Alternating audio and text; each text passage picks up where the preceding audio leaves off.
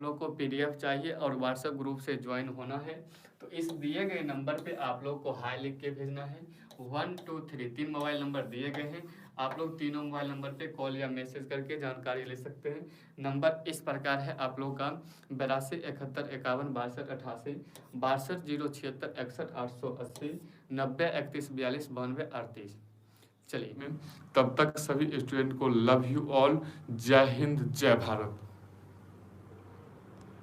Hello नमस्कार साथियों, आप सभी का स्वागत है।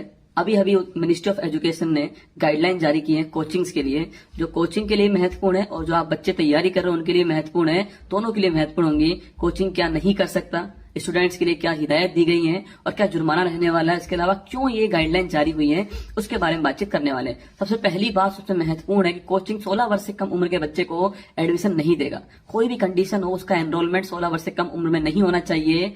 भर्ती जो सुसाइड के मामले देखिए, आप कोटा के अंदर देखिए, उस कारण कोचिंग को 16 वर्ष से कम के बच्चे को एडमिशन देने के लिए मना किया गवर्नमेंट ने कि एक स्थिति हो, एक कंडीशन उसकी ऐसी हो कि 16 वर्ष की एज उसने पूरी की हो, उसके बाद भी एडमिशन ले सकता है, उससे पहले एडमिशन नहीं लेगा। पहला पॉइंट। सेकंड बात, कोचिंग कोई भी भ्रामक वादा नहीं करेगा। विज्ञापन के अंदर कोई भी ऐसा मैनिपुलेशन करने वाला वादा नहीं करेगा। अपनी क्वालिटी को लेकर के और अपनी सुविधाओं को लेकर के कोई भ्रामक बात नहीं करेगा। जो उसके अंदर खासियत है वो वही बताएगा, उसके अलावा कोई भ्रामक वादा नहीं करेगा, बच्चों को मैनिपुलेट करने का काम नहीं करेगा। सेकंड इसके अंदर कहा गया है। थर्ड जो महत्वपूर्ण बात है, कोई गारंटी कोचिंग नहीं देगा। ना सिलेक्शन की गारंटी देने वाला है कोचिंग, ना ही कितने अंक दिलवा देगा वो गारंटी देगा, और ना ही वो पास करा देगा इसकी गारंटी देने वाला है। कोचिंग पढ़ाएगा बस, केवल गारंटी नहीं देगा। कोचिंग साफ साफ लिखा हुआ है, जैसे होते हैं ना गारंटी बैच होते हैं, तो गारंटी कोचिंग नहीं देगा, ये साफ साफ लिख कर दिया हुआ है। इसके अलावा कोचिंग कदाचार भी नहीं करेगा बच्चों के साथ में, ये भी साफ साफ लिखा है, कदाचार भी नहीं होना चाहिए।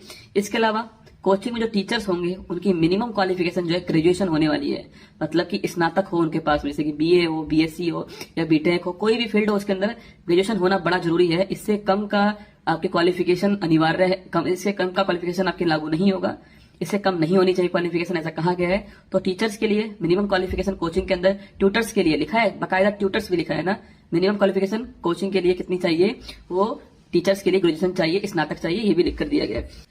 इसके अलावा कोचिंग किसी भी अपराध में दोषी पाए गए टीचर्स को नहीं रखेगा। अपराध में दोषी ठहराए गए टीचर्स को कोचिंग नहीं रख सकता, ऐसा भी लिख कर दिया गया है। इसके अलावा टीचर की क्या योग्यता है, उसने सिलेबस में क्या क्या पढ़ाने वाला है, वो कितने टाइम पीरियड में पढ़ाने वाला है, और क्या उस कोचिंग की फीस रहेगी, ये सारी बातें वेबसाइट पर अपलोड करनी पड़ेंगी कोचिंग को। टीचर्स क्या है, क्या क्वालिफिकेशन है उनकी, इसके अलावा कौन सा सिलेबस वो पढ़ाने वाले हैं, कितने टाइम में पढ़ाने वाले हैं, ये सारी बातें कोचिंग को वेबसाइट के ऊपर रखनी पड़ेंगी। इसके अलावा मेंटल हेल्थ, बहुत बल दिया है इसके अंदर, मेंटल हेल्थ के अंदर जो है, ये जो मेंटल हेल्थ है उस पर कार्य करना पड़ेगा कोचिंग को। इसके अलावा इसके लिए साइकोलॉजिस्ट होने चाहिए, बिना साइकोलॉजिस्ट के अपॉइंटमेंट के किसी भी बैच में एडमिशन नहीं होगा, साइकोलॉजिस्ट रखने ही पड़ेंगे।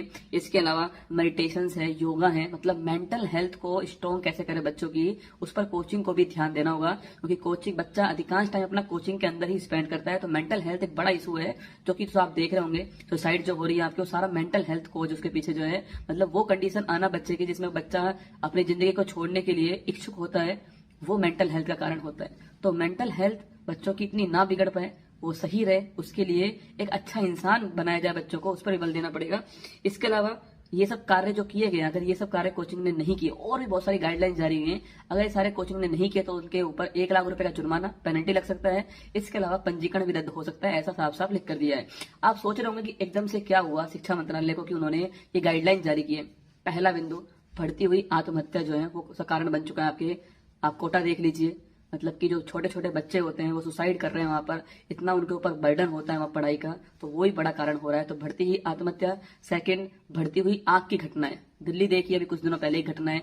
इसके अलावा आप गुजरात देखिएगा, आपके मतलब कोचिंग्स आपके टॉप फ्लोर पे चल रही हैं, सारी सुविधाएं हैं नहीं वहां पर, सारे मानकों को फॉलो नहीं किया जा रहा है वहां पर, और बच्चे जो है आप देखिए जब घटना होती है तो उस समय क्या स्थिति उत्पन्न होती है वो आपने देखी होगी। तो आग की घटनाएं, आत्महत्या की घटनाएं, घटती सुविधाएं, घटती क्वालिटी, ये दोनों भी बड़ा कारण हो रहा है। भ्रामक वादे, तो घटती सुविधाएं, घटती क्वालिटी कोचिंग्स के अंदर, और साथ में भ्रामक जो वादे हैं आपके, वो सब इसका कारण बनने वाले हैं। तो अभी हाल ही में शिक्षा मंत्रालय ने बहुत सारे डिसीजंस जारी किए, गाइडलाइन जारी की है। आपको कैसी लगी गाइडलाइंस बताइएगा मुझे, और सभी को पहुंचाइएगा गाइडलाइंस को। हर शिक्षक के पास में, हर स्टूडेंट्स के पास में ये पता होना चाहिए कि सरकार की क्या गाइडलाइंस है। ध्यान रखना अपना। जय हिंद, थैंक यू।